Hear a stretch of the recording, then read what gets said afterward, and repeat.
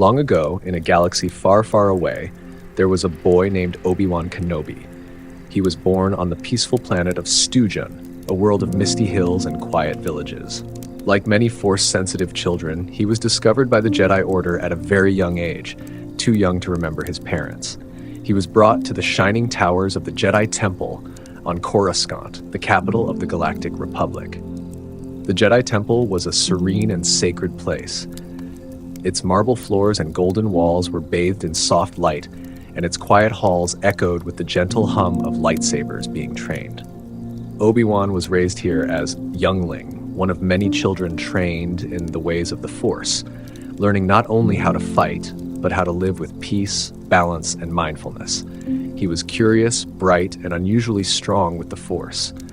But Obi-Wan also had a bit of a rebellious streak. He was often torn between his sharp instincts and the calm detachment the Jedi taught. Yet even as a child, he was kind-hearted, brave, and determined. At the age of 13, younglings hoped to be chosen by a Jedi Knight or Master to be Padawan, an apprentice. Obi-Wan's future seemed uncertain. He was not chosen immediately, and for a time, he feared he would be sent to Jedi Agricultural Corps, a noble path but not one for warriors or defenders of peace. But fate had other plans. Meeting Qui-Gon Jinn, Obi-Wan's life changed when he was finally chosen by Master Qui-Gon Jinn, a wise and maverick Jedi who often followed the will of the living Force more than the Jedi Council. Qui-Gon was independent, spiritual, and deeply intuitive. At first, Obi-Wan and Qui-Gon struggled to connect. The young Padawan was by the book, a model student. Qui-Gon was more spontaneous and philosophical. But with time and mission after mission together, they developed a deep bond. More than teacher and student, they became something like father and son. Missions and growth. Together, they traveled the galaxy, resolving trade disputes, helping civilizations in need, and maintaining the delicate balance the Jedi were sworn to protect. Obi-Wan grew stronger, wiser, and more confident. He became skilled with a lightsaber and began to understand the deeper truths of the Force. Still, he often disagreed with Qui-Gon's disregard for the Jedi Council's decisions, believing more strongly in tradition and structure. But even when they argued, Obi-Wan respected Qui-Gon deeply. He began to understand that his master saw the Force not just as power, but as a guiding flow, a connection to all life. And in turn, Qui-Gon saw the promise in Obi-Wan, a Jedi who could one day surpass him. The Phantom Menace. Then came a moment that changed everything. The Jedi Council sent Qui-Gon and Obi-Wan to the planet Naboo to settle a dispute with the Trade Federation, which had blockaded the planet. What began as a routine mission spiraled into something far greater. They uncovered a sinister plot, something darker behind the blockade. During their journey, they met a young slave boy on the desert planet Tatooine named Anakin Skywalker. Qui-Gon believed Anakin was the Chosen One, a being prophesied to bring balance to the Force. The boy had no father, and his connection to the Force was stronger than any being the Jedi had ever encountered. Qui-Gon insisted he be trained as a Jedi, though the Council was wary. During the mission's climax, on Naboo, Obi-Wan and Qui-Gon faced a deadly warrior named Darth Maul, a dark apprentice of the mysterious Sith, long thought extinct. The duel was fast, fierce, and elegant, a dance of glowing blades. In the end, Darth Maul fatally wounded Qui-Gon. With everything he had, Obi-Wan defeated Maul, slicing him in two. Kneeling beside his dying master, Obi-Wan made a promise to train Anakin as a Jedi. With his last breath, Qui-Gon asked this of him. Obi-Wan was knighted by the Council for his bravery, becoming a Jedi Knight, and though still young and uncertain, he took Anakin Skywalker as his Padawan. Closing thoughts for Part 1, and so began a new chapter in Obi-Wan's life. Not just as a Jedi, but as a teacher. He had lost a father and gained a student who would one day become a brother. He stood now on the edge of a galaxy slowly unraveling, unaware of the darkness that loomed ahead. But for now, in the quiet of space beneath the soft hum of stars, Obi-Wan Kenobi carried the light of the Jedi forward, one step at a time. Let your eyes close gently, breathe in, and exhale slowly. Years passed like drifting stars across the galactic sky. Obi-Wan Kenobi, now a Jedi Knight, guided his young Padawan, Anakin Skywalker, across countless worlds. Anakin was gifted, perhaps too gifted. He was bold, passionate, and headstrong. Obi-Wan, though still young himself, was tasked with shaping this raw power into the calm discipline of a Jedi. It was not easy. Obi-Wan often struggled with Anakin's defiance and impulsiveness. Where Obi-Wan favored patience and caution, Anakin leapt to action. Their bond was strained at times, more like brothers than master and student, but deep down, they cared for each other. Obi-Wan had made a promise and he was determined to keep it. Despite their differences, Anakin admired Obi-Wan. To him, Obi-Wan was a symbol of strength, wisdom, and control. But Anakin also felt held back by his master, who seemed to fear the power that flowed so easily through him. Shadows rising. As Obi-Wan trained Anakin, the galaxy continued to darken. Whispers of war grew louder. The separatist movement, led by the charismatic Count Dooku, a former Jedi Master, was threatening the Republic's stability. Planets began seceding. Tensions flared. The Jedi found themselves drawn into political conflict, something they had long tried to avoid. Then, war came. A crisis on the planet Geonosis drew Obi-Wan, Anakin, and Padme Amidala, Anakin's secret love, into the heart of danger. While investigating a conspiracy, Obi-Wan discovered that Count Dooku was behind the formation of a droid army. Captured and imprisoned, Obi-Wan faced execution. Anakin and Padme rushed to save him, only to be caught as well. The Jedi launched a daring rescue, led by Master Yoda. The Clone Wars began that day, with Jedi leading armies of clone troopers into battle across the galaxy. Peacekeepers became generals, and Obi-Wan was thrust into war. The Clone Wars changed everything. Obi-Wan became known as the Negotiator for his calm demeanor and strategic brilliance. Alongside Anakin, he fought across countless worlds: Christophus, Umbara, Moonalinst, Mandalore, and more. He saw friends fall, witnessed betrayal, and felt the burden of command. But even in the midst of war, Obi-Wan remained true to the Jedi Code, seeking peace, even in battle. He formed deep friendships with Commander Cody, his loyal clone officer, with Ahsoka Tano, Anakin's own Padawan, and even with Satine Kryze, the Duchess of Mandalore. Satine was unlike anyone Obi-Wan had known, elegant, wise, and a pacifist. They had once shared a quiet love during his younger years, but Obi-Wan chose the Jedi path. Their feelings remained unspoken, buried beneath duty. When she was later killed during the conflict on Mandalore, Obi-Wan's grief was deep, but he bore it silently, as Jedi were taught to do.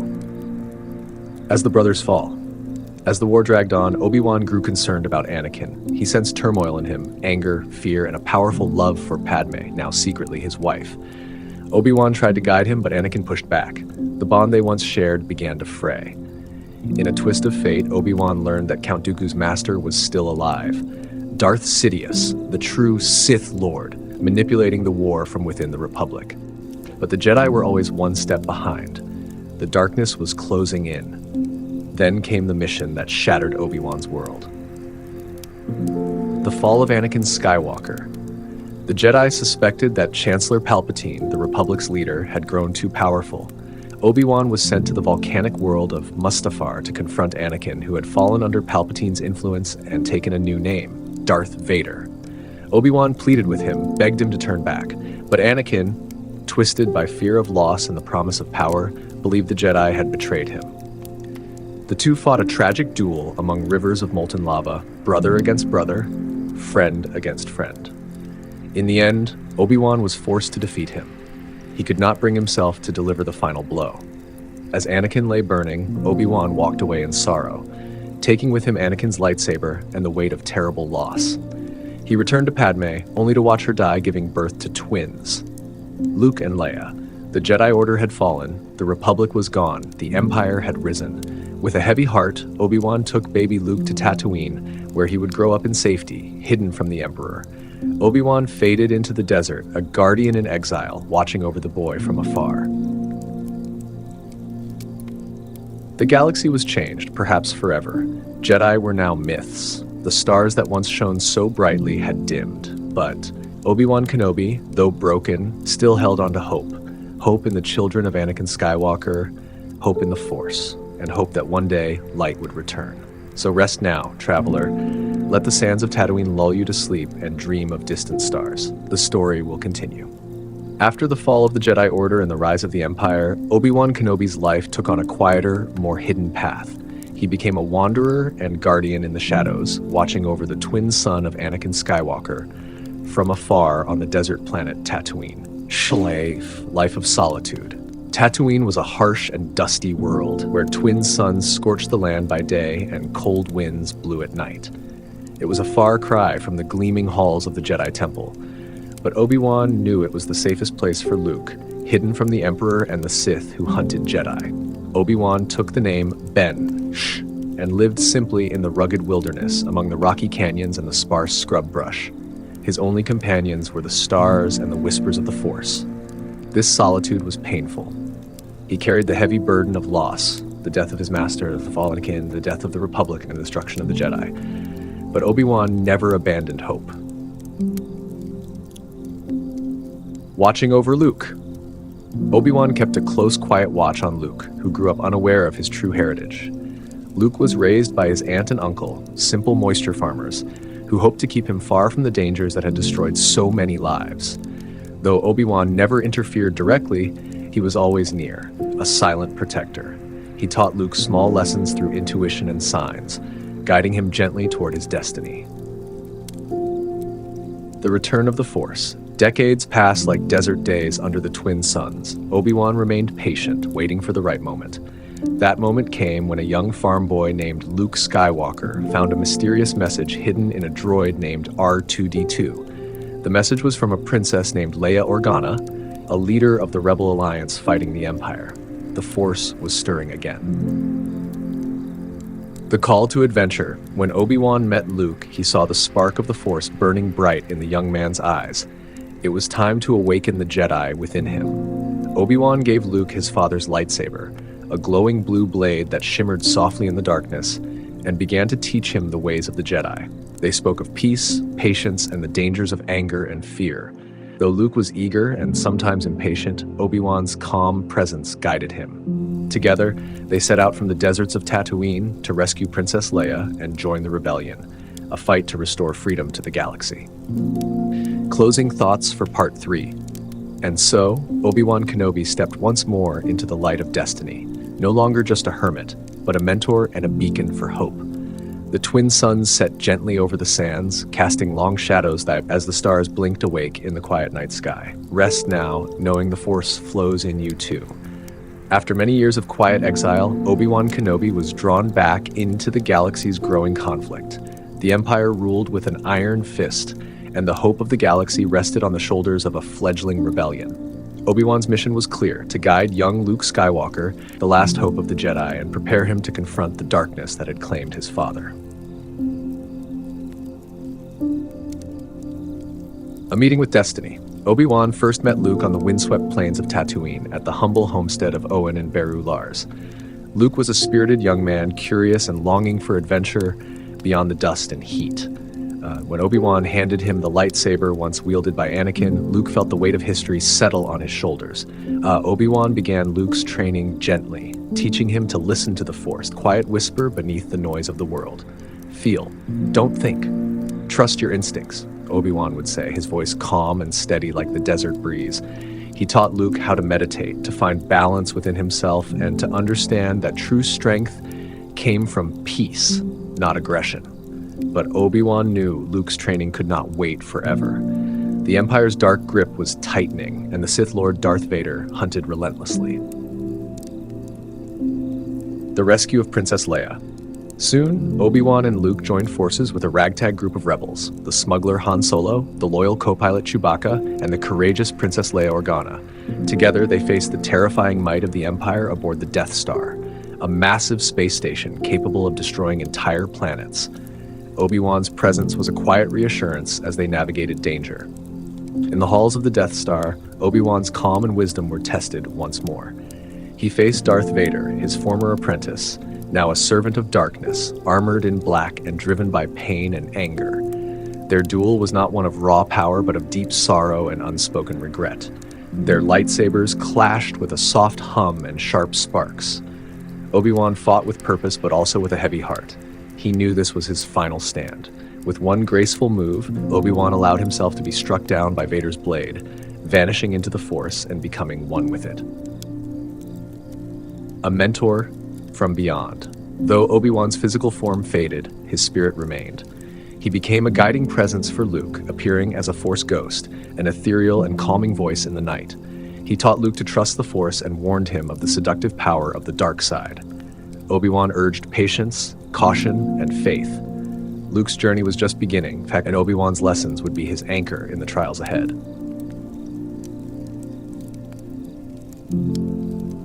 Obi-Wan Kenobi's life was marked by loss and sacrifice, but also by unwavering hope and love. He was a bridge between the old Jedi Order and the new hope for the galaxy's future.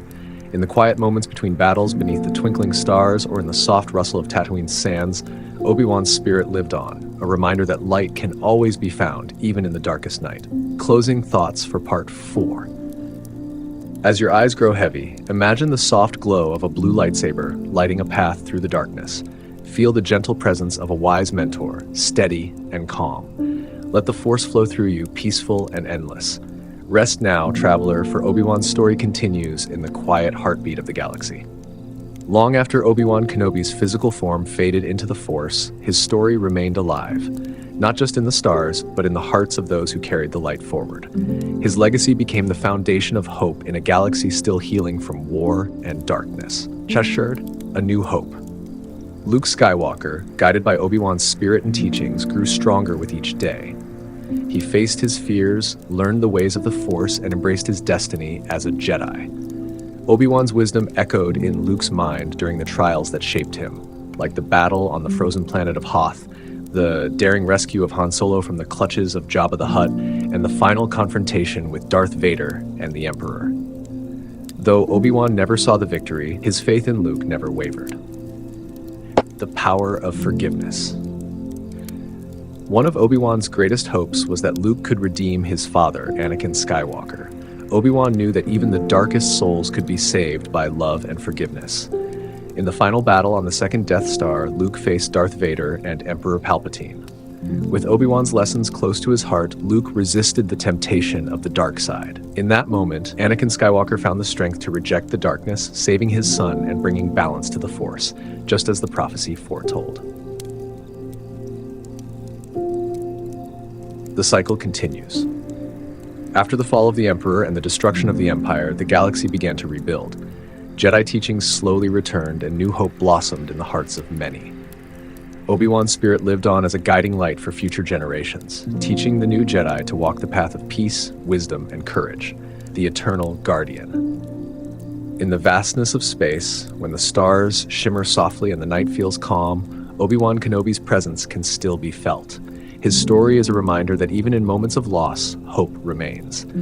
That even in the darkest times, a single light can shine bright enough to change the course of history.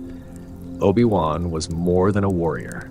He was a teacher, a protector, and a friend. His story is one of sacrifice and love, an endless journey of faith in the Force. Closing thoughts for Part 5. Now, as your breathing slows and your thoughts drift gently, imagine the quiet hum of a lightsaber in the stillness of night, a steady hand guiding you toward peace. The story of Obi-Wan Kenobi is never truly over. It lives on in every heartbeat, every star, and every dream. Rest well, young traveler, for tomorrow is another day to be brave and kind. The Clone Wars were a turning point not just for the galaxy, but for Obi-Wan Kenobi as a Jedi, a general, and a man. It was a time of relentless battle, shifting alliances, and growing shadows.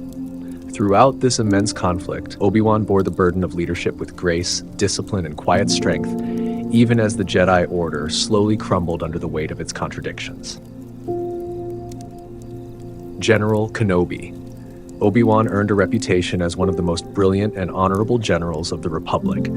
Troops respected him not simply because of his strategic brilliance, but because of his compassion. Unlike many commanders, Obi-Wan saw the clone troopers not as tools or numbers, but as individuals with names, personalities, and emotions. He fought on the front lines of countless campaigns, defending the crystalline planet of Christophus, retaking Geonosis, confronting the Zillo beast on Malastare, and leading sieges on worlds like Umbara and Saliukami. Each battle etched new scars on his spirit. He watched men he had fought beside fall to blaster fire, and yet he never allowed himself to become numb. As General Kenobi, he was often paired with his former Padawan, Anakin Skywalker, now a Jedi Knight. Their dynamic became legendary. Anakin's daring and unconventional tactics balanced Obi-Wan's precise and calculated approach. Their victories were impressive, but so too were their disagreements. Obi-Wan still tried to steer Anakin toward Jedi ideals, but Anakin, hardened by war, continued to blur the lines between duty and desire.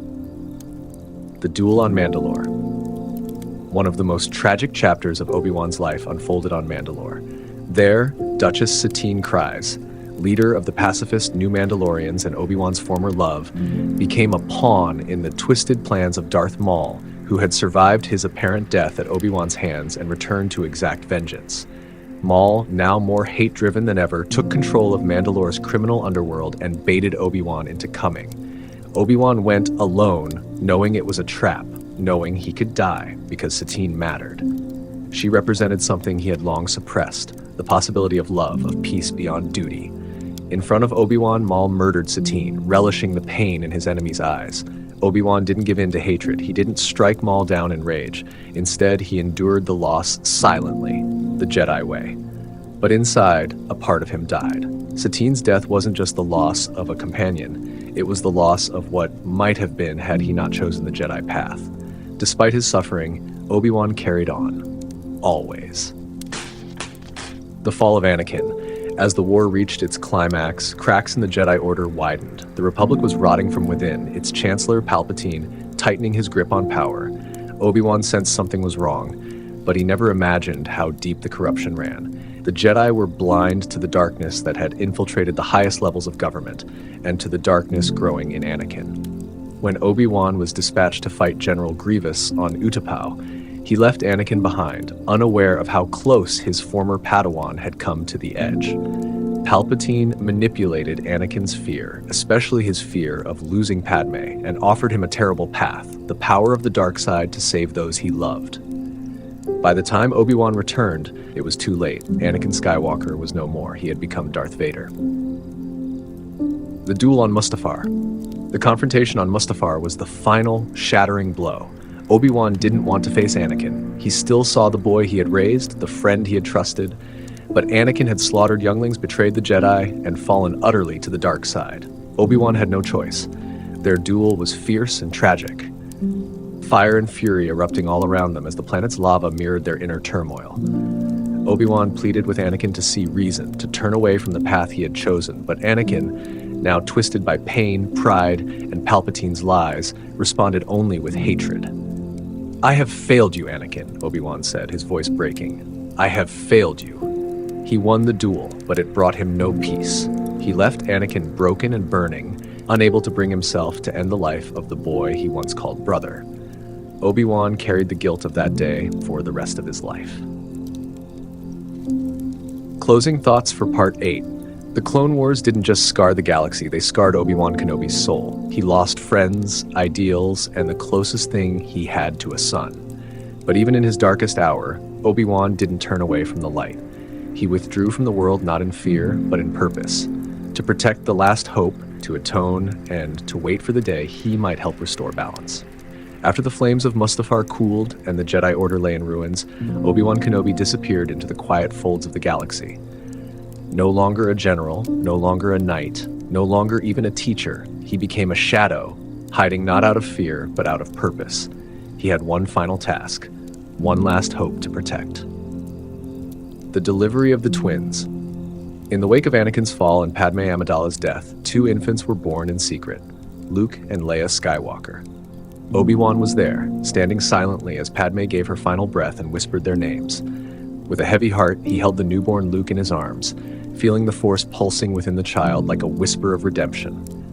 The Jedi had failed, but maybe, through these children, the galaxy could begin anew. Bail Organa took Leia to Alderaan to raise her as a princess. Obi-Wan took Luke to Tatooine, where he entrusted him to Owen and Beru Lars, Anakin's stepbrother and his wife. The decision was not easy. Owen was wary, even resentful. He wanted no part of Obi-Wan or the Jedi legacy, but Obi-Wan insisted, promising to stay away, but always watch, always protect. And so he became Ben Kenobi, the quiet hermit of the Dune Sea. Life on Tatooine. The twin sons of Tatooine rose and fell in the same relentless rhythm, but Obi-Wan no longer measured time in missions or battles. He lived humbly in a small stone hut carved into the sands outside Anchorhead. His days were spent gathering water, tending to his modest supplies, and meditating on the Force. He watched Luke from afar as the boy grew, racing his skyhopper across the canyons, helping Owen on the moisture farm, dreaming of stars. Obi-Wan longed to reach out to guide him, but he knew it wasn't time. The boy had to grow up without the weight of the Jedi upon him. Still, Obi-Wan was never truly at rest. Tusken raiders occasionally prowled the nearby dunes, bandits and bounty hunters came and went, and there were whispers, Imperial probes, remnants of the Inquisitorius. Obi-Wan had to act carefully, quietly, always watching without being seen. He trained in silence, keeping his skills sharp. He communicated through the Force with his former master Qui-Gon, now part of the Cosmic Force. Their connection was difficult, faint at first, but it deepened over the years, offering Obi-Wan rare moments of peace and insight. The wounds of the past. The years in exile gave Obi-Wan time to reflect and time to regret. He often replayed the duel with Anakin, wondering if he had missed a sign, if he could have saved him. He blamed himself not only for Anakin's fall, but for the downfall of the Jedi Order. He questioned their blindness, their arrogance. The Jedi had been so certain of their path, yet they failed to see the darkness rising until it was too late. Obi-Wan began to understand that perhaps Qui-Gon had been right all along. The Force was more than doctrine, more than tradition. It was living, breathing, and the Jedi had stopped listening to it. That realization didn't ease the pain, but it helped him heal, slowly. In dreams, he sometimes saw Anakin, not as Darth Vader, but as the boy he once trained, laughing under the Coruscant sun. He hoped that somewhere, buried beneath the mask, that boy still existed. Though Obi-Wan tried to remain hidden, the galaxy would not let him rest forever.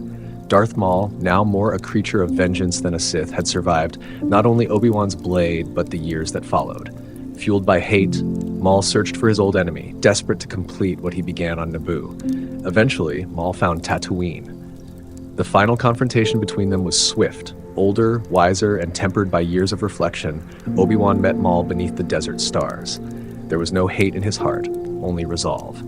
Maul, still driven by rage, struck quickly, but Obi-Wan ended the duel with a single, merciful blow.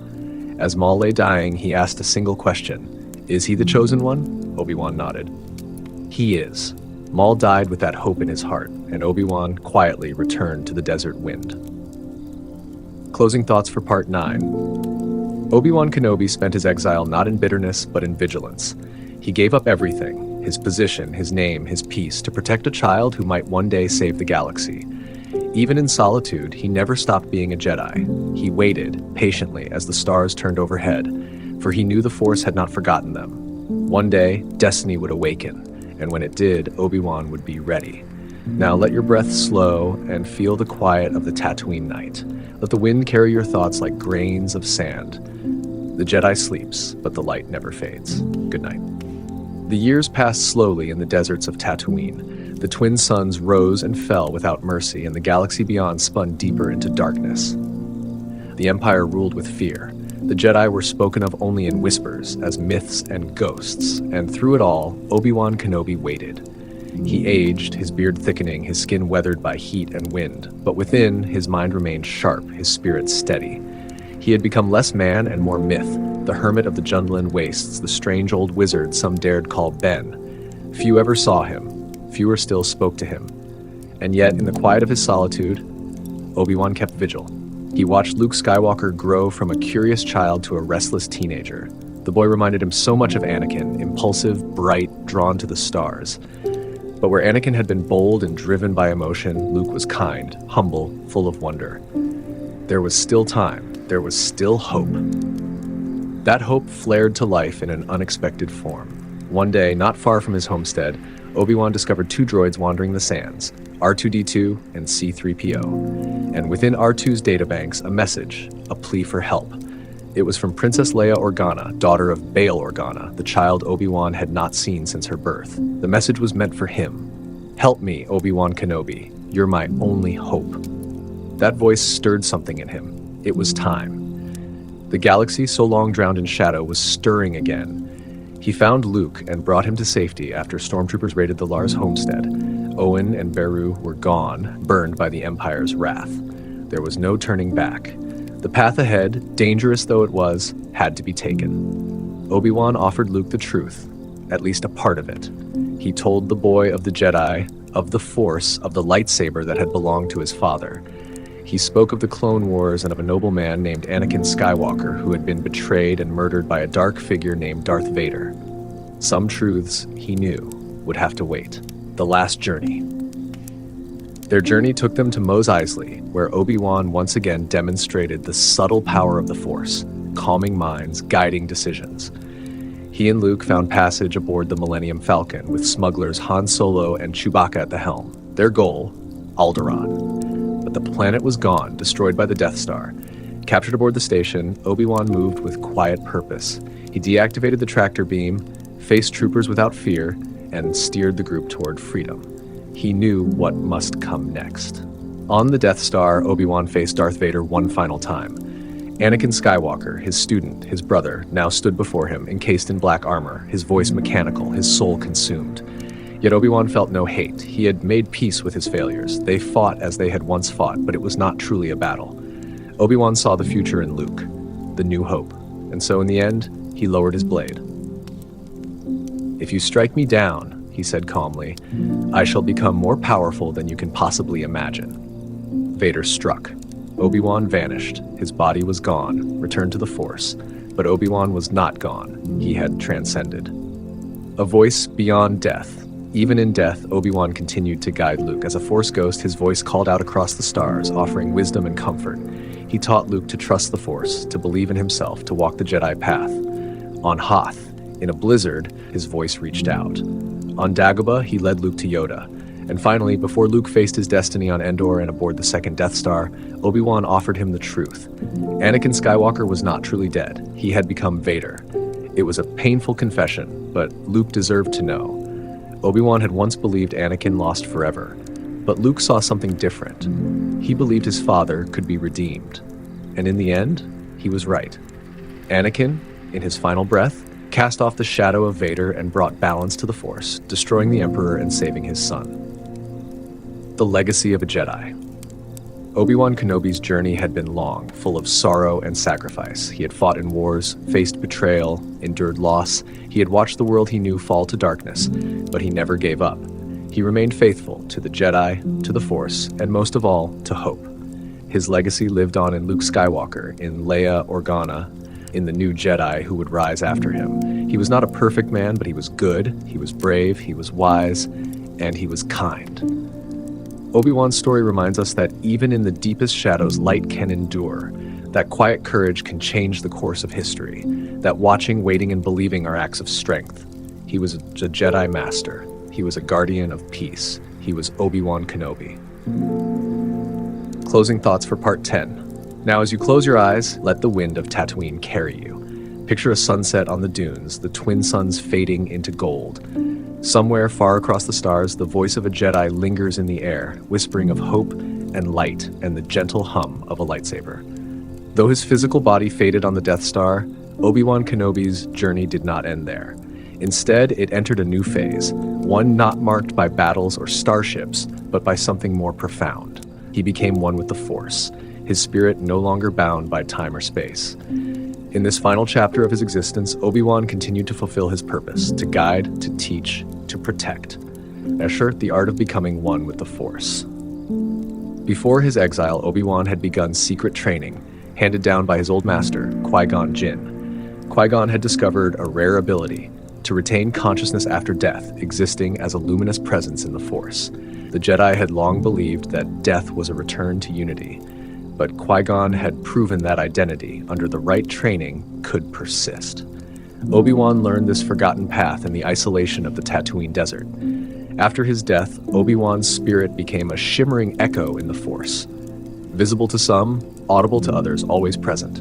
He was no longer limited by flesh, no longer burdened by pain or fear. He was peace itself, a guiding presence in the galaxy's turning tides. Guiding Luke Skywalker, Obi-Wan's first task was clear, to help Luke find his own path. On Hoth, it was Obi-Wan's voice that reached Luke in the snowstorm, whispering through cold and fear. "Go to the Dagobah system," he said. "There you will learn from Yoda." From the beyond, Obi-Wan watched Luke's training. He observed the boy stumble and rise, fail and grow, just as Anakin had once done. But Luke was different. Where Anakin had feared loss, Luke faced it. Where Anakin had clung to control, Luke surrendered to trust. Obi-Wan felt a new kind of hope rise in him. Still, he struggled with how much truth to reveal. When Luke asked about his father, Obi-Wan hesitated. He told him that Anakin Skywalker had been betrayed and murdered by Darth Vader. It was true, from a certain point of view, but it also masked the deeper truth, that Anakin was Vader. A difficult truth, a painful one, but necessary. Eventually, Obi-Wan confessed it, and Luke, though shaken, accepted the truth with a strength few could muster. A legacy of training. Obi-Wan's voice and presence remained with Luke even after the defeat of the Empire. As Luke sought to rebuild the Jedi Order, he carried with him the teachings of Obi-Wan, teachings rooted in compassion, humility, and balance. Even though Luke would walk his own path, Obi-Wan's influence remained deeply embedded in him. The way Luke handled conflict, his unwillingness to strike down his father, his decision to trust the light, it all echoed Obi-Wan's quiet wisdom. When Luke stood before the Emperor, refusing to kill in anger, it wasn't just the Force guiding him. It was years of watching Obi-Wan, of remembering a man who fought bravely, but never out of hatred. Obi-Wan and Anakin reunited in the Force. When Anakin Skywalker finally returned to the light and cast the Emperor into destruction, Obi-Wan felt it. Wherever his consciousness drifted in the cosmic force, he felt the ripple. His old friend, his brother, had come home. And so, for the first time in many years, Obi-Wan saw Anakin not as Vader, not as the fallen Jedi, but as the young man he had once trained. They were reunited beyond death. Not in battle, not in argument, but in peace. Alongside Yoda, they watched the fires of Endor and the beginning of a new age. They were not alone. They were the Force now. Watchful, luminous, eternal. The ghost in the fire. Obi-Wan's spirit never sought glory. Even in the afterlife, he remained what he had always been, a protector. He did not seek to control or command. He appeared only when needed, offering nudges rather than demands.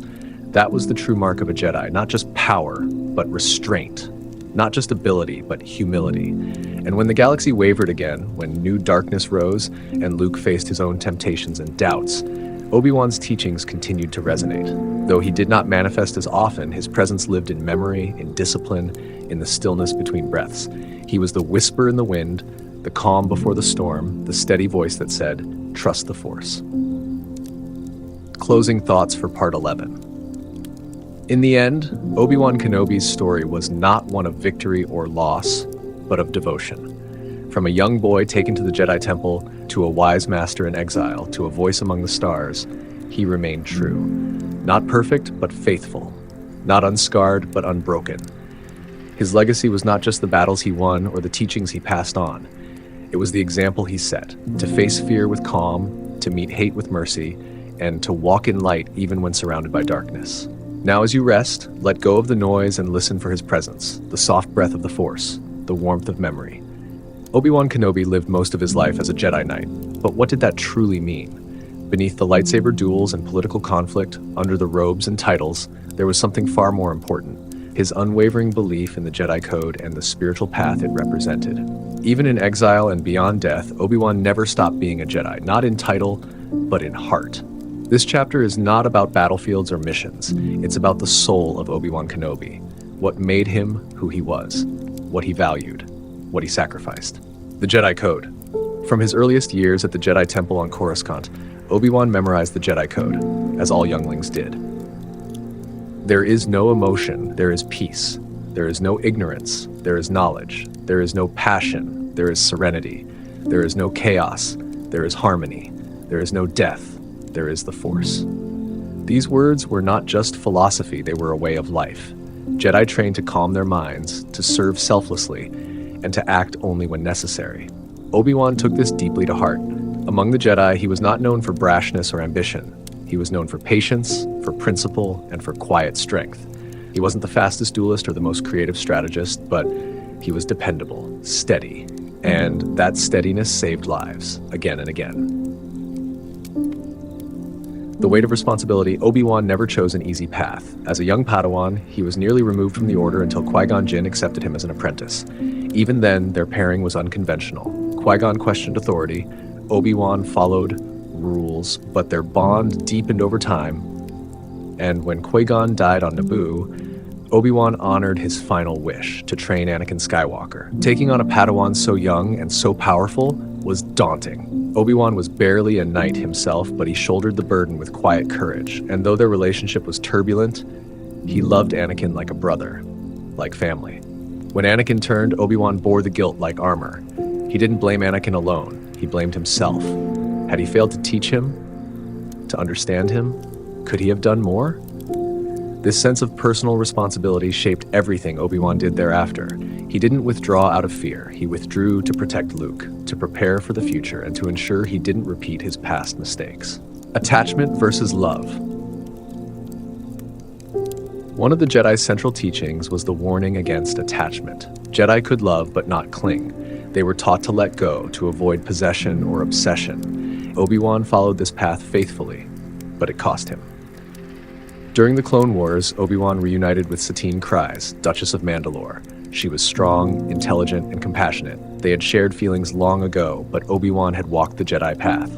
And though he never acted on those feelings, they remained in his heart.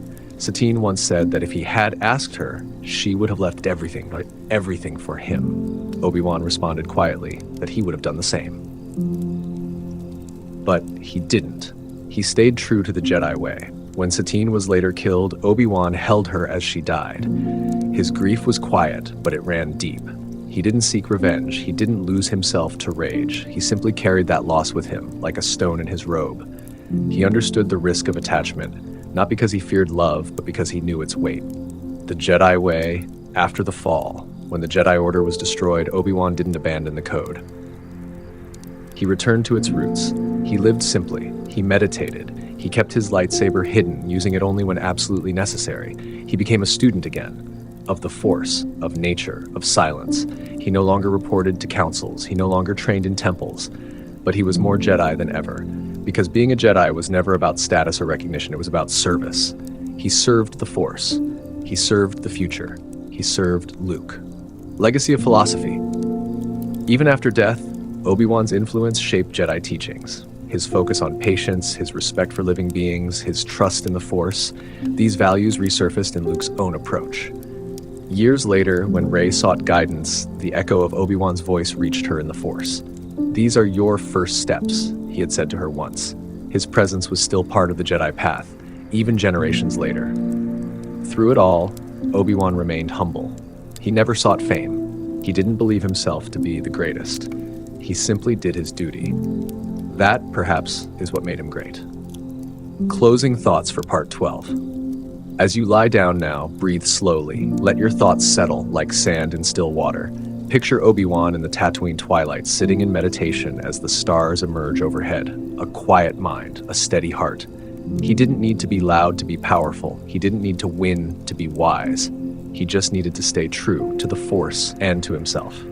Sleep now, with peace in your chest and the calm of the Jedi wrapped around you like a robe of light. Good night, and may the Force be with you. Though remembered as a general and a warrior, Obi-Wan Kenobi was first and foremost a teacher. The role of a Jedi Master was not simply to command or to counsel, it was to guide, to pass on knowledge, wisdom, and above all, balance. In this chapter, we focus on one of Obi-Wan's most defining traits, his role as a mentor. Not just to Anakin Skywalker, but to all who came into his path, especially Luke, and even in quiet ways, to himself. A reluctant master. When Qui-Gon Jinn died at the hands of Darth Maul, Obi-Wan had barely completed his own trials. He was young, not long into knighthood, and suddenly left without his teacher. In that final moment, Qui-Gon placed a great burden on him: train the boy. Obi-Wan could have refused. He could have deferred to the Jedi Council, but he didn't. Out of loyalty to his master, and out of something deeper, hope, he vowed to train Anakin Skywalker. He did not take the decision lightly. Obi-Wan respected the Jedi way. He knew the risks of training someone too old, someone so powerful, someone so full of attachment and emotion. But he believed, perhaps more than anyone else, that Anakin could be great, that the prophecy might come true. So he accepted the role, not out of pride, but out of duty. Raising a Jedi in a time of war. The early days of their bond were difficult. Anakin was headstrong, questioning, deeply emotional. Obi-Wan, for his part, could be rigid. Their differences often clashed. Obi-Wan followed the rules, Anakin challenged them. Obi-Wan thought before acting, Anakin leapt without hesitation, and yet their bond grew. Through battles and victories, failures and losses, a brotherhood formed between them. Obi-Wan became a steady hand in Anakin's chaotic world. He taught him lightsaber forms, diplomacy, history, ethics. He tried to instill balance and self-control, but the galaxy was not kind. The Clone Wars erupted, forcing Jedi into the roles of generals and soldiers. Obi-Wan had to train Anakin not just as a Jedi, but as a leader in a galaxy unraveling. It was an impossible task, raising a Jedi during a war that tested every Jedi's soul. The pain of loss. Despite his best efforts, Obi-Wan could not stop Anakin's fall. The darkness had been seeded too deep, not just in Anakin's heart, but in the very structure of the Republic. When Obi-Wan discovered that Anakin had become Darth Vader, it shattered him. Their final confrontation on Mustafar was more than a duel. It was a tragedy. Obi-Wan did not want to fight him. Every swing of the blade was weighted with sorrow. When it was over and Vader lay broken by the lava's edge, Obi-Wan did not finish him out of mercy and out of grief. "You were my brother, Anakin," he said, voice trembling. "I loved you." Obi-Wan left him there, perhaps believing he would die. But more than that, he couldn't bring himself to kill what remained of the boy he had raised. Learning to teach again. Years later, in the deserts of Tatooine, Obi-Wan had to begin again, this time with Luke Skywalker. At first he watched from afar. He did not interfere in Luke's life unless absolutely necessary. He knew the boy had to grow on his own. But when the time came, he stepped forward, quietly, gently, patiently. Obi-Wan did not bombard Luke with dogma. He offered simple truths about the Force, about the past, about choice. Where Anakin had been burdened by destiny, Luke was offered freedom. Obi-Wan gave him tools, not demands. A lightsaber, a few lessons, a whisper of the path ahead. He trusted Luke to decide for himself, and that made all the difference. Obi-Wan's teaching style was not forceful. He taught through action, through presence, through restraint. Even after death, his lessons continued. When Luke faced the Emperor and refused to strike in anger, it wasn't just Yoda's wisdom guiding him. It was Obi-Wan's example, a life lived without giving in to hatred in fear, even when hatred was earned. Obi-Wan's greatest lesson was this: power means nothing without compassion. Victory means little without peace. The Force flows best through those who serve, not those who command. He had tried to teach that to Anakin. He succeeded in teaching it to Luke. Closing thoughts for part 13. As you drift now into quiet sleep, picture Obi-Wan beneath the twin suns, seated in meditation. Around him, the air is still. He has no title, no army, no temple, and yet he is more a Jedi than ever before. Because a true teacher does not demand greatness, he inspires it. He plants the seed and lets the Force guide its growth. Rest well. Like Obi-Wan, you too carry light within you, calm, quiet, steady. May it guide you always. Approximately 5,000 characters, as requested. The quiet years on Tatooine. Long after the wars ended and the galaxy changed hands from Republic to Empire, Obi-Wan Kenobi faded from galactic maps. The Jedi were gone, hunted, labeled traitors, their temples destroyed, their names whispered in fear. But Obi-Wan did not vanish completely. He retreated to a place far removed from politics, armies, and starships, to Tatooine, a harsh, arid planet orbiting twin suns, one of the most unassuming places in the galaxy. But for Obi-Wan, it became a sacred ground, a place to watch, to protect, and to reflect. This chapter tells the story of his long, silent vigil, the years between the fall of the Jedi and the rise of Luke Skywalker, becoming Ben. The man who arrived on Tatooine was not the same Jedi Knight who once served the Council. Obi-Wan had seen everything torn away, his friends, his order, his republic, his apprentice. His robes were tattered. His eyes carried the weight of too many failures. He took the name Ben, a name that meant nothing to the locals, but was a quiet homage to his old life. It was simple, forgettable. Just a wandering old man, living beyond the Dune Sea. No one questioned it too much. He built a small hut in the rocky hills beyond the Lars homestead. There, he lived modestly. He gathered water from vaporators, traded hides for food, and kept to himself. But each morning, he would rise and look out across the sand, watching the boy. Luke Skywalker. The silent guardian, Obi-Wan never intervened in Luke's life unless necessary. He trusted Owen and Beru Lars to raise him. After all, Luke didn't need a Jedi Master. Not yet. He needed a childhood, a chance to grow in peace. Still, Obi-Wan remained close. When Tusken Raiders threatened the farm, he would steer them away.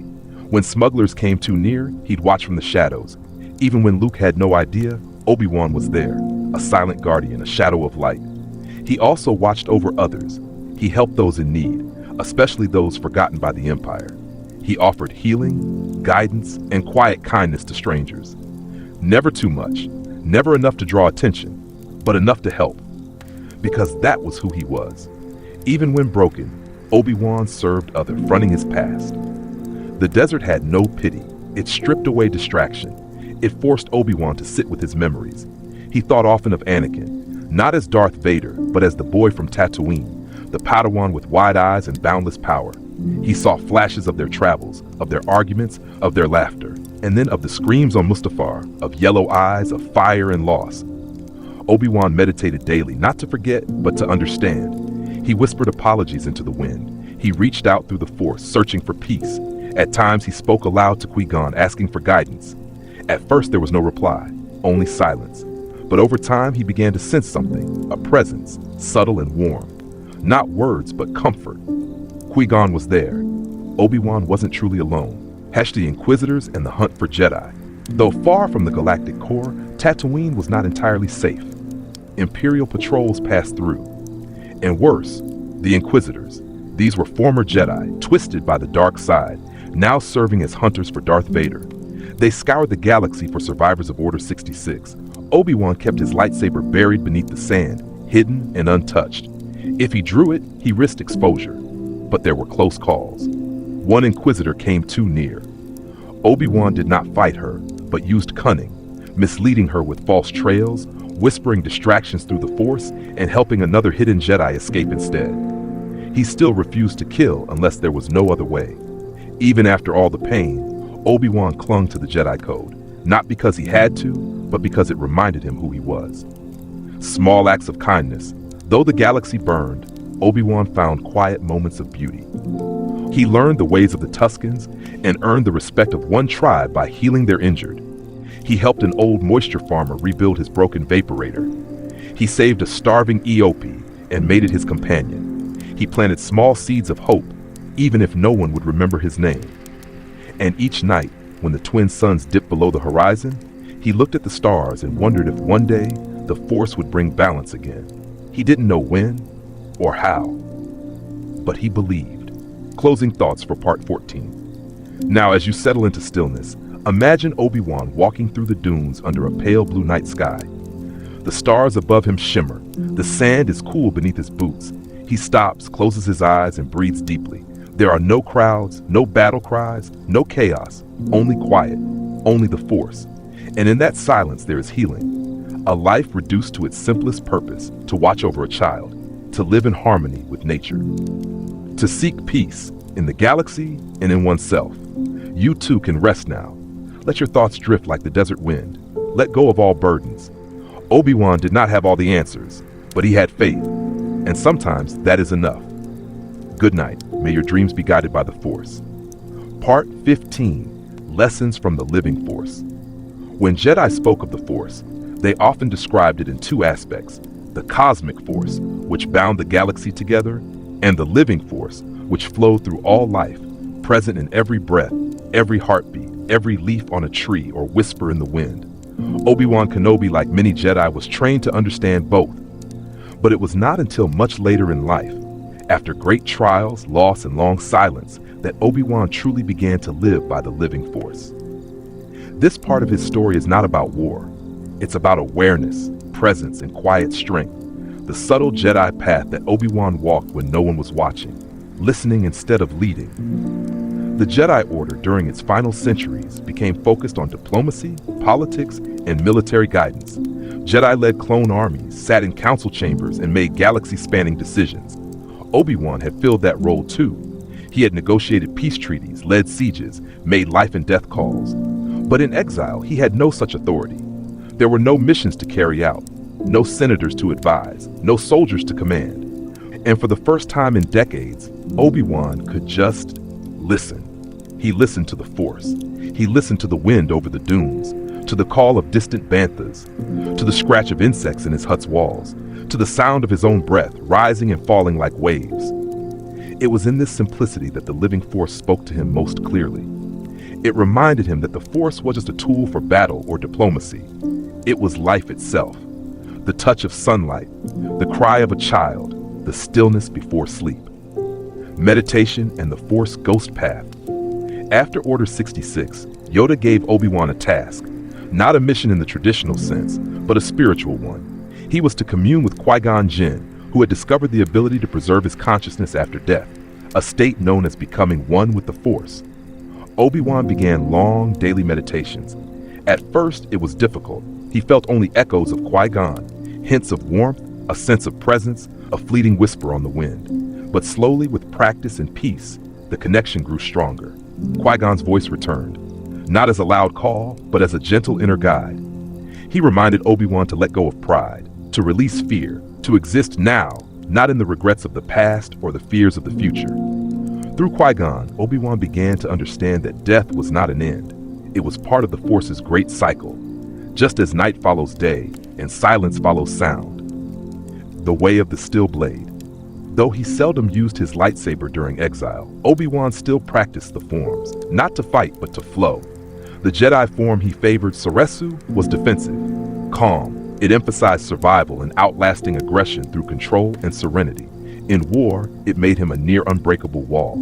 In peace, it became a moving meditation. Each slow swing of the saber, now a training blade or a wooden stick, was a prayer of sorts, a way to honor the Force, a way to stay centered.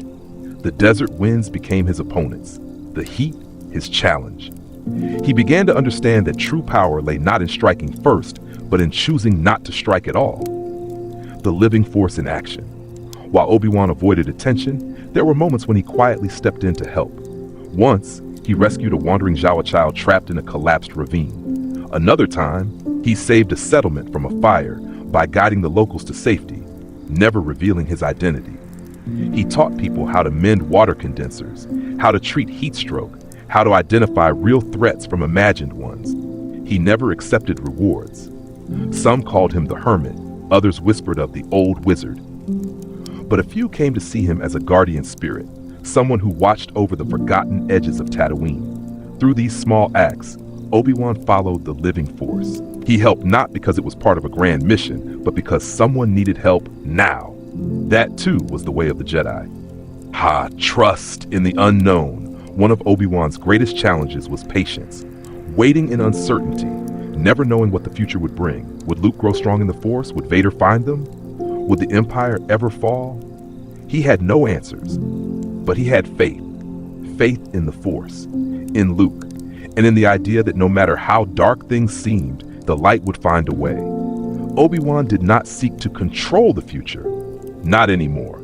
He simply stayed present, attentive, ready for the moment when he would be called again. That patience, that surrender to the moment, was what the living Force asked of him, and he gave it freely. Closing thoughts for part 15. As you lie still now, let your breath slow. Let your awareness settle into your body. Like Obi-Wan seated cross-legged in his hut, palms open, spine straight, heart calm. Feel the living Force around you, in the air, in the quiet hum of your breath, in the steady beat of your heart. There is nothing you must do right now. No battles to win, no mistakes to fix. You are simply here, and that is enough. Like Obi-Wan, let go of what you cannot change. Let the moment hold you. Let sleep take you gently, like the desert breeze slipping over the sands at dusk. This chapter explores how Obi-Wan was shaped by relationships beyond Anakin and Luke, from Jedi peers to political leaders and spiritual guides, and how each of them reflected a different facet of his identity. It's written softly to help you unwind and drift off. Approximately 5,000 characters as requested. Part 16, Bonds of Brotherhood, Friendship, and Duty. Obi-Wan Kenobi is often remembered as a stoic warrior, a lone Jedi shaped by war, loss, and exile. But beneath the layers of restraint and responsibility lived a man profoundly shaped by connection. He was never truly alone. his life intertwined with many others, and each bond left a mark, shaping his ideals, his choices, his heartbreaks, and his quiet strength. Some relationships lasted a lifetime, others were fleeting but unforgettable. In this chapter, we reflect on those who stood beside Obi-Wan, helped shape his journey, and revealed the deeply human heart beneath the Jedi robes. Qui-Gon Jinn, the father figure who questioned everything. Obi-Wan was just 13 years old when he became the Padawan of Jedi Master Qui-Gon Jinn. Their relationship wasn't always smooth. Qui-Gon was defiant, unconventional, often at odds with the Jedi Council. Obi-Wan, by contrast, believed deeply in the code and in structure. But over time, the young apprentice came to see the wisdom in Qui-Gon's unorthodox ways. His master taught him to trust the living force, to listen in the moment, not just to the rules, to seek justice, even when the council turned away, to care deeply, without being ruled by attachment. When Qui-Gon died on Naboo, Obi-Wan was devastated. He lost not just a mentor, but a compass. In accepting Anakin as his apprentice, Obi-Wan honored Qui-Gon's final wish, and in many ways, spent years trying to become the kind of master Qui-Gon had been to him. Even after death, Qui-Gon remained present, guiding Obi-Wan through the Force. Their bond transcended time. Anakin Skywalker, brother-student tragedy. No relationship defined Obi-Wan's life more than his bond with Anakin Skywalker.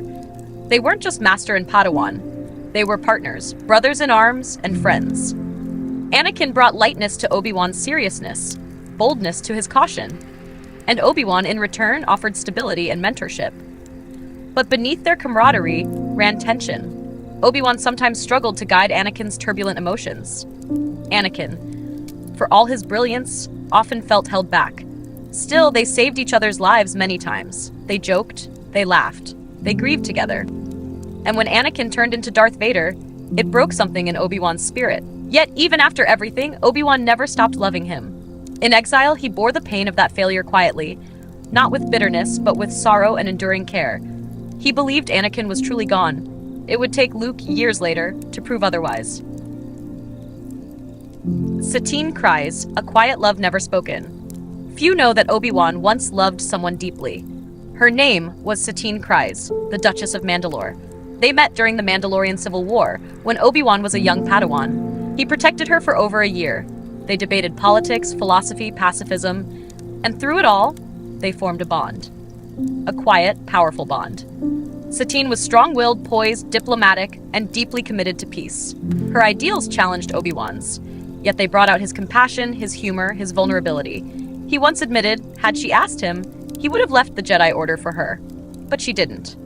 And he stayed. When Satine was later killed by Darth Maul, Obi-Wan watched her die in his arms. Another person he couldn't save, another life claimed by the war he tried to end. And still, he did not give in to anger. He grieved with grace. He honored her memory with silence and resolve. Ahsoka Tano, a Jedi's mirror, a missed connection. Ahsoka was Anakin's apprentice, a sharp-spirited learner who challenged both her master and the system around her. Obi-Wan respected her. She reminded him of Anakin, but also of Qui-Gon.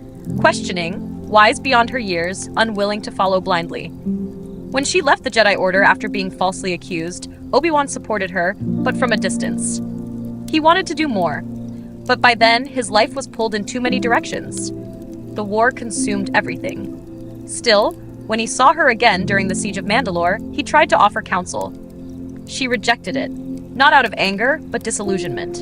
The Jedi had failed her. Obi-Wan understood that more than anyone. He carried that guilt too. Yoda, a voice of wisdom, a reflection of duty. Yoda was Obi-Wan's elder, his teacher on many occasions, and the last living connection to the Order as it once stood. Their final meeting in Exile was quiet and powerful. Both Jedi were diminished, not in power, but in position. No longer generals, no longer leaders, just two survivors watching over the galaxy from opposite corners. They spoke of Luke, of hope, of waiting. Yoda remained patient. Obi-Wan remained faithful. Their bond was one of mutual understanding, forged not through closeness, but through shared purpose. When Obi-Wan died, Yoda felt it. And when Yoda passed, Obi-Wan was there to greet him in the Force. As you lie still now, let your thoughts drift to those who have shaped your own journey. Teachers, friends, family, quiet companions. brief sparks, lasting lights. Like Obi-Wan, you carry pieces of those connections within you. They strengthen you. They teach you. Even those you've lost are not truly gone. In the Force, in memory, in love, in kindness, we remain connected. Close your eyes. Feel that gentle web of bonds around you. You are not alone. You never have been. This part focuses on Obi-Wan's philosophy and his unique relationship with the Jedi Code, the inner conflicts and growth that shaped him over the years. About 5,000 characters, gentle and reflective. Part 17, Obi-Wan and the Jedi Code, Duty, Conflict, and Compassion. For many, Obi-Wan Kenobi is the embodiment of the Jedi Code, the principles of selflessness, peace, and duty. Yet for Obi-Wan, the code was not a rigid set of rules, but a living guide that he wrestled with throughout his life. This part tells of how Obi-Wan learned to balance duty with compassion, law with love, and how his interpretation of the code evolved as he faced profound challenges. The early devotion. As a young Padawan, Obi-Wan was dedicated to the Jedi Code.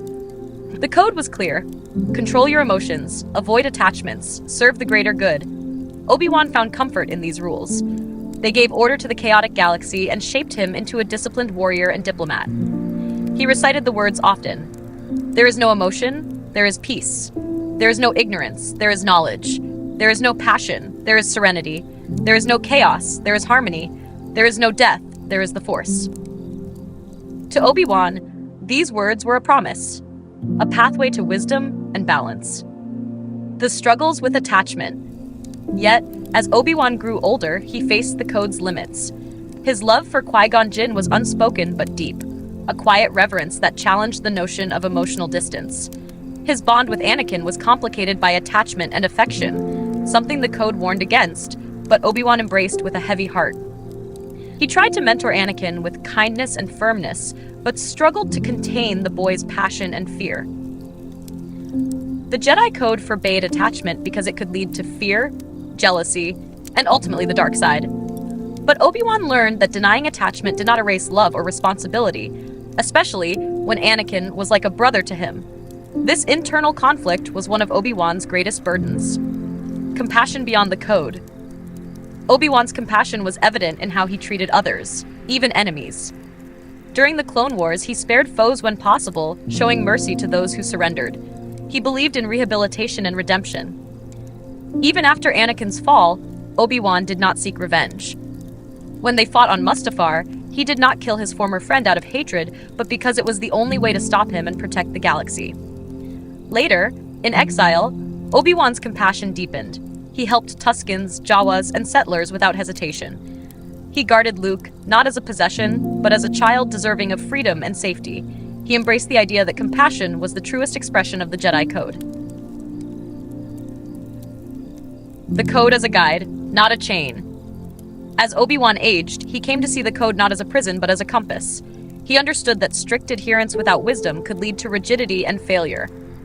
Obi-Wan learned flexibility, sometimes bending rules to serve justice, sometimes walking away from duty to protect those he loved. He realized the Jedi Code was not about suppressing humanity, but transcending it, rising above fear, anger, and hate through love, patience, and courage. This subtle shift marked Obi-Wan's growth from a rigid student to a wise master, a legacy beyond words. Obi-Wan's evolving relationship with the Jedi Code influenced Luke's training years later. He taught Luke not just the words of the code, but its spirit, to trust the Force, to be mindful of emotion, but not to reject it. Luke's path, filled with his own struggles and failures, was a reflection of Obi-Wan's belief that the Jedi were not perfect. They were human, fallible, but hopeful. Obi-Wan's legacy was one of balance, not perfection, but harmony between duty and heart. Closing thoughts for Part 17. As you prepare to rest now, think of the Jedi Code as Obi-Wan did. Not a chain, but a gentle hand guiding you through the night. Allow yourself to feel deeply, to care without fear. Let go of harsh judgment, for yourself and others. Know that peace comes not from denial, but from acceptance. Let your mind soften, your heart open, and your breath slow. Rest in the balance Obi-Wan sought all his life. This part explores Obi-Wan's time during the Clone Wars, his leadership, battles, and the personal challenges faced during the galaxy's most turbulent era, approximately 5,000 characters. Part 18, Obi-Wan and the Clone Wars, the Warrior and the Peacemaker. The Clone Wars were a storm that swept across the galaxy, shaking planets, alliances, and lives. For Obi-Wan Kenobi, this war was both a trial and a testament to his strength, wisdom, and enduring hope. Though his heart longed for peace, Obi-Wan became one of the Republic's greatest generals, leading clone troopers into battle, negotiating ceasefires, and striving to protect the innocent caught in the crossfire. The call to war. When the Republic learned that the Separatists were mobilizing vast droid armies, the Jedi Council reluctantly accepted that peace alone would not stop the darkness. Obi-Wan, like many Jedi, was thrust into leadership, a role that tested his patience and resolve. His early battles were strategic and measured, relying on his favored defensive form, Soresu, to protect his troops while seeking peaceful resolutions whenever possible. Yet war demanded sacrifices, and Obi-Wan faced difficult choices that weighed heavily on him. Battles and bravery. Obi-Wan fought on many fronts, from the fiery world of Geonosis where the war began to the icy plains of Ordo Plutonia and the dense jungles of Kashyyyk. He led clone legions with calm authority, earning the respect of commanders like Captain Rex, a loyal soldier who became a close ally. In battle, Obi-Wan was a beacon of steadiness. His defenses were almost impenetrable, and his tactics clever and adaptive. He saved countless lives through careful planning and compassion, never losing sight of the soldiers behind the armor. Negotiations and diplomacy. Despite the violence, Obi-Wan was also a diplomat. He brokered truces, sought peaceful solutions, and tried to understand his enemies. His encounters with Count Dooku, his former master turned Sith Lord, were tense and complex, filled with old respect and new hatred. Obi-Wan often sought to reach the good, still hidden beneath the Separatists' mask, even when it seemed impossible. Personal loss and inner conflict. The war was not without cost. Obi-Wan lost comrades, including brave Jedi and clone troopers who had become like family. Each loss was a silent wound, deepening his resolve but also his sorrow. He struggled to reconcile his role as a warrior with his true desire for peace. The longer the war dragged on, the more Obi-Wan questioned the Jedi's role. Were they peacekeepers or just generals in a larger conflict? The shadow of the Sith. Unbeknownst to most, the Clone Wars were orchestrated by Sith Lords Darth Sidious and Darth Tyrannus. Obi-Wan was caught in the middle of a grand deception. Though he sensed something dark lurking, the full truth was hidden. He remained vigilant, his trust in the Force and his Jedi brothers guiding him as he sought to protect the Republic and its citizens. Closing thoughts for Part 18. As you settle into rest, imagine Obi-Wan standing calm amid the chaos, a quiet light in the storm. Let his steady breath remind you to find peace even when life feels turbulent. Know that courage is not the absence of fear, but the quiet strength to face it. Breathe deeply, and let the war fade into silence. Sleep well, and may your dreams be peaceful.